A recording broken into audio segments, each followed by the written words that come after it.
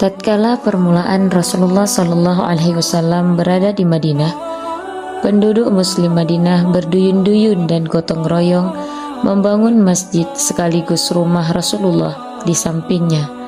Rasulullah Shallallahu Alaihi Wasallam memilih menginap sementara waktu di rumah Abu Ayyub Al-Ansari. Ketika masjid dan rumah untuk Rasulullah telah berdiri, Rasulullah pindah dan senantiasa mengimami jamaah salat fardu dengan segenap sahabatnya. Ketika beliau salat, seringkali beliau berpegangan pada batang pohon guna menopang tubuhnya. Tatkala khutbah, Rasulullah juga selalu berpegangan pada batang pohon tersebut. Tak jarang Nabi bersandar pada batang pohon itu di saat sedang bersama sahabatnya mengisi dakwah di masjid. Kota Madinah memang rimbun dengan pepohonan kurma, jadi maklum banyak batang pohon menancap di mana-mana. Suatu saat, datang salah seorang sahabat menawarkan kepada beliau untuk dibuatkan mimbar. Rasul pun merestui.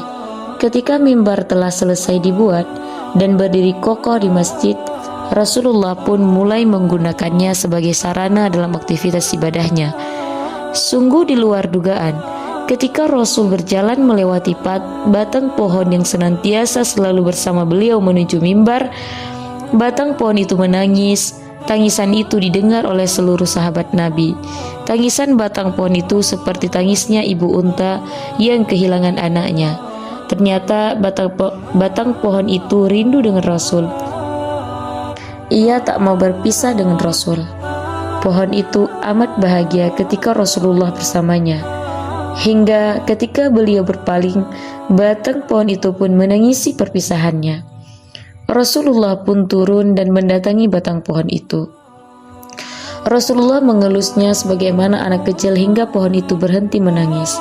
Rasulullah kemudian kembali ke mimbar melanjutkan khutbahnya. Hasan bin Ali radhiyallahu an seringkali ketika mengisahkan kisah ini seraya menangis. Terngiang di benaknya, pohon pun menangis karena merindukan Rasulullah. Sudah barang tentu kita sebagai manusia turut bersedih ketika rindu dengan Rasulullah Sallallahu Alaihi Wasallam.